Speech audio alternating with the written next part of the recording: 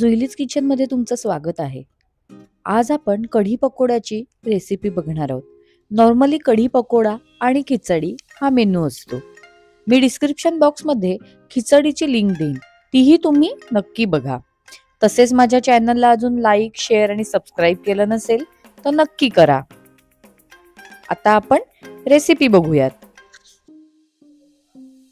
आपण आता कढीसाठी लागणारं साहित्य बघूया. पकोड्यासाठीचं साहित्य मी नंतर दाखवते. सगळ्यात आधी कढीसाठी लागणारं साहित्य आहे ते म्हणजे दही घेतलंय मी इथे, नॉर्मल आपलं पॅकेटवालं दही. फोडणीसाठी इथे जिरं, कढीपत्ता, हळद, तेल, गार्निशिंगसाठी कोथिंबीर, चवीपुरतं मीठ आणि बेसन. आता आपण कृती बघूया. इथे मी घेतली आवश्यकतेनुसार साखर. मी इथे पाणी सांगितलं नाही कारण मी इथे कढी जी आहे ते थिक ठेवणार आहे. आपण नॉर्मल कढी कशी पातळ करतो, इथे मी कढी पकोडा करणार आहे म्हणून कढीची कन्सिस्टन्सी जी माझी असेल ती थिक असणार आहे, म्हणून मी इथे पाणी सांगितलं नाही. पण मला आवश्यकता वाटली तर मी पाणी जरूर घालणार आहे आणि तेव्हा तुम्हाला नक्की सांगणार आहे. सगळ्यात आधी आपण घालूया या दह्यात थोडीशी अर्धा टेबल स्पून पेक्षा पण कमी हळद, कारण आपण ती फोडणीत पण घालणार आहोत त्याच्यामुळे हळद कमी घालायची.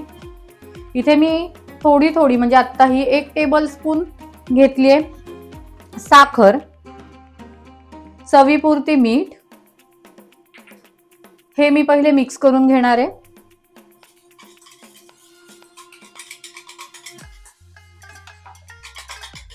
मला आवश्यकता वाटली तर मी पाणी घालीन, नाहीतर घालणार नाही.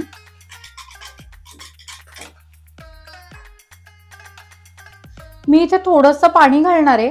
याचं कारण हेच आहे की आपण ह्याच्यात बेसन घालणार आहोत तेव्हा अजून आपलं दही जे आहे ते ठीक होणार आहे, म्हणून मी थोडंसं पाणी घालून घेणार आहे ह्याच्यात. साधारण पाव ग्लास.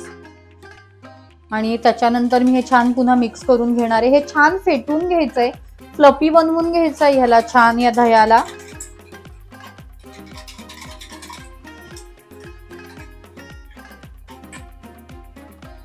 हे छान दही फेटून घेतलंय मी, तुम्ही बघू शकत असाल इथे याची कन्सिस्टन्सी. त्याच्यानंतर मी ह्याच्यात घालणार आहे आवश्यकतेनुसार बेसन. इथे फक्त आपण पहिल्यांदा कढी बनवून घेणार आहोत. कढी थोडी बनत आली की आपण त्यात पकोड्या बनवणार आहोत. आणि मी ह्याच्यात आलं घातलेलं नाहीये कारण मी कढी पकोडा बनवणार आहे. मी आधी पण कढीची रेसिपी तुम्हाला शेअर केलेली आहे, त्यात मी आलं घातलं होतं. इथे मी 1 चमचा बेसन घातलेला आहे. माझा चमचा जो हा होता तो बऱ्यापैकी मोठा चमचा होता. आणि बेसन छान मिक्स करून घ्या, बेसनाच्या गुठळ्या राहायला नको. हे छान मिक्स करून घेणार आहे मी. बेसन छान मिक्स झालंय आपलं. आता मी कढी करायची तयारी लागणार आहे. आता मी तेल घेणार आहे फोडणीसाठी. नॉर्मल घेतलंय मी, 1 ते 1.5 चमचा तेल घेतलेला आहे. तेल मी छान गरम होऊ देणार आहे. आता मी जिरं घालणार आहे ह्याच्यात. जिरं तुम्ही आवडीनुसार घाला. आणि जिरं छान तडतडू देणार आहे.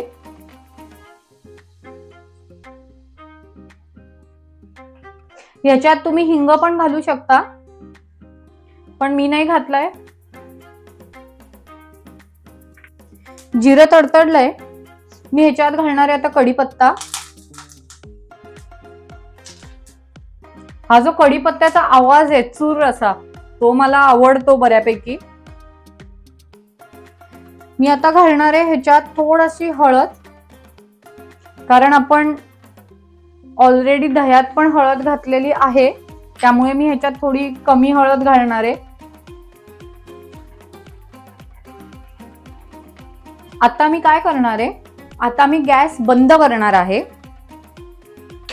आणि आपलं जे आपण दही बेसनाचं जे बॅटर बनवलेलं आहे ते घालून घेणार आहे, पण 1 ते 2 मिनिटानंतर, म्हणजे कारण आपली तेल जे आहे तोपर्यंत थोडंसं रूम टेम्परेचरला यायला सुरुवात झाली असेल किंवा कोमट झालेलं असेल तेल. जर का तुम्ही आत्ताच गरम गरम तेलात टाकलं तर तुमचं दही आहे जे फाटण्याची शक्यता असते. म्हणून मी 2 मिनिटं वाट बघून ह्याच्यात आपलं दही आणि बेसनाचं बॅटर घालणार आहे. तेल आता बऱ्यापैकी थंड झालंय. आता मी आपलं जे दह्याचं आणि बेसनाचं बॅटर होतं ते घालणार आहे.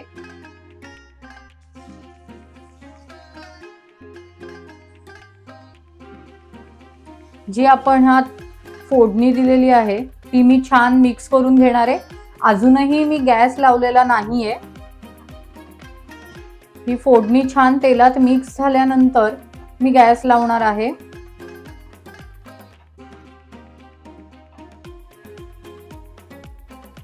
मी इथे गॅस लावून घेतलाय आणि हे छान सतत मी ढवळत राहणार आहे.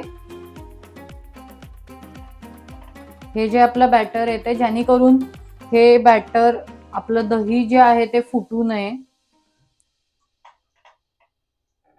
आणि ह्याला आपल्याला उकळवायचं वगैरे काही नाहीये. ह्याला आपल्याला जस्ट गरम करायचंय, उकळ वगैरे काही येऊ द्यायची नाहीये. मीनवाईल मी ह्याच्यामध्ये आता थोडीशी कोथिंबीर घालून घेणार आहे.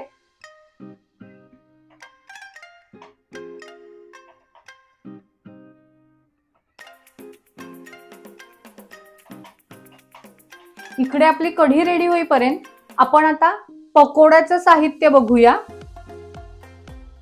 इथे कढी आहे ती छान आपली रेडी झाली आहे. मी गॅस बंद करणार आहे आणि आपले पकोडे होईपर्यंत ही कढी मी छान झाकून ठेवणार आहे. पकोड्याला लागणारं साहित्य बघू आता आपण. सगळ्यात आधी मी इथे तेल गरम करत ठेवलंय.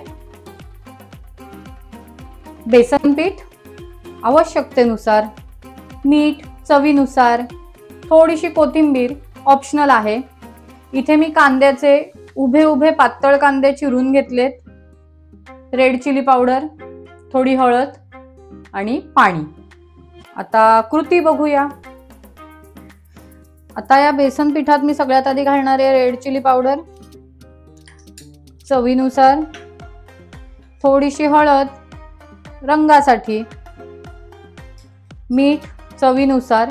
मीठ घालताना फक्त लक्षात ठेवा आपण कढीत देखील मीठ घातले, सो त्या अकॉर्डिंगली मीठ घाला. त्यानंतर थोडीशी कोथिंबीर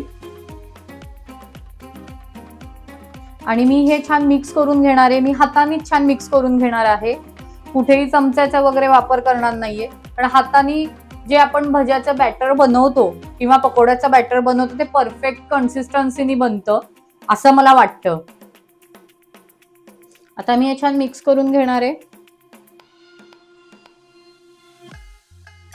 गुठळ्या ज्या असतात त्या पहिले मी हाताने छान फोडून घेणार आहे. आणि आता मी ह्याच्यात घालणार आहे आवश्यकतेनुसार पाणी.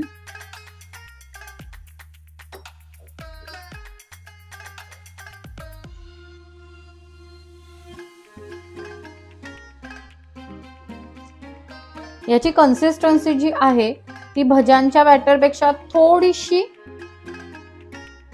पातळ अशी असते.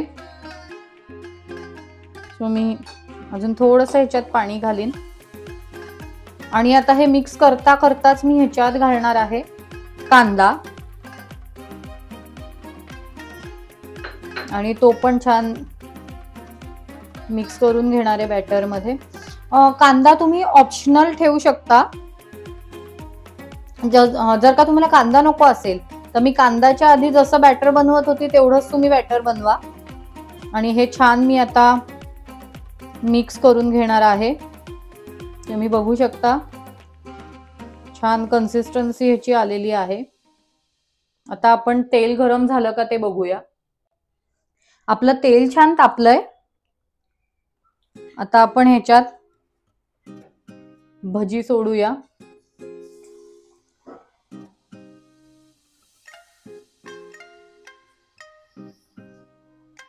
ह्याच्यात मला कांदा घातलेला पर्सनली आवडतो या कढी पकोड्यांच्या भज्यामध्ये, म्हणून मी घालते. तुम्ही नाही घातला, स्किप केलात तरी चालेल. छोटी छोटी अशी भजी बनवा.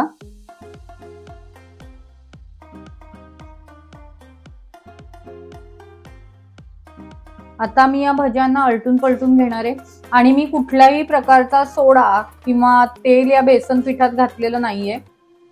म्हणजे मी कधी भजी किंवा वडा वगैरे करताना कधीच कुठल्या प्रकारचा सोडा बिडा घालत नाही. यांना मी छान आलटून पलटून घेणार आहे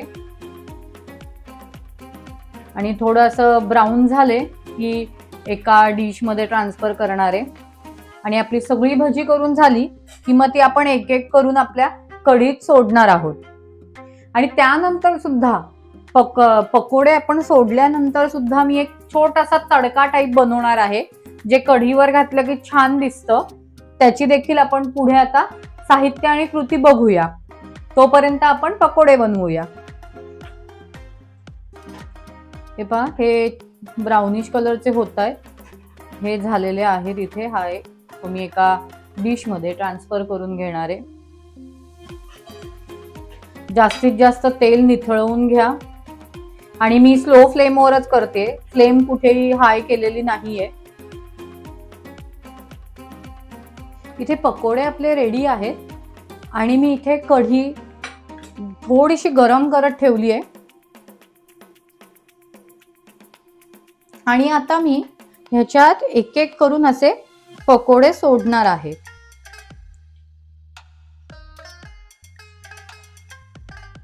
एक एक करणार.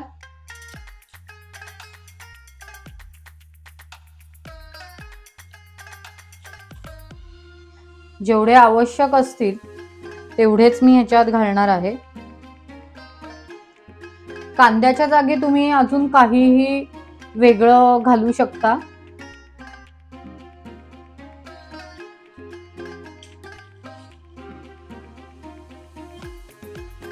थोडे मी कमीच घालणार आहे, पूर्ण घालणार नाहीये जेवढे मी केले, कारण कढी जी आहे ती ह्याच्यात ॲब्झॉर्ब करून घेणार आहे. सो घट्ट गोळा बिळा व्हायला नको कढीचा, म्हणून मी अगदी थोडे थोडे अंदाज घेऊन घेऊन टाकते आहे.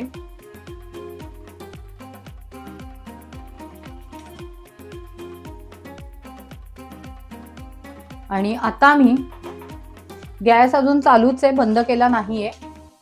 आता मी 1 ते 2 मिनिटासाठी याला झाकण लावणार आहे, जेणेकरून ही जी कढी आपली आहे ती छान भज्यांमध्ये ॲब्झॉर्ब होईल आणि छान लागेल चवीला. 1 ते 2 मिनिटानंतर. मीनवाईल मी आता तुम्हाला जसं मगाशी सांगितलं की छोटासा एक तडका बनवणार आहे, त्याच्या कृतीकडे आपण वळूया. तर मी तडक्यासाठी इथे थोडंसं तेल गरम करत ठेवलेलं आहे. हे तेल गरम होऊ द्या. हे तेल मी आपलं भज्यांचं जे उरलेलं तेल आहे तेच वापरलेलं आहे, त्यांनी छान चव पण उतरेल. तेल आपलं गरम झालंय. आता मी गॅस बंद करणार आहे 2 सेकंदासाठी. तेल आपलं बऱ्यापैकी थंड झालंय. आता मी ह्याच्यात घालणार आहे रेड चिली पावडर. ती सुद्धा रंगापुरतीची आहे, तिखट असं ॲज सच नाहीये. आणि मी ही छान मिक्स करून घेणार आहे तेलात. आता आपण सर्विंगची तयारी करूया आणि त्याच्यावरच मी हा बनवलेला तडका घालणार आहे. इथे मी आपल्या कढीला सर्विंग बाउल मध्ये काढून घेतलंय आणि मी जसं तुम्हाला सांगितलं की आता आपण ह्याला तडका द्यायचा आहे, सो मी ह्याला तडका देऊन घेते. हे ऑप्शनल आहे, पण ह्याला एक रंग छान येतो आणि चव पण येते छान. तुम्हाला हवं तेवढा तुम्ही घाला. आहे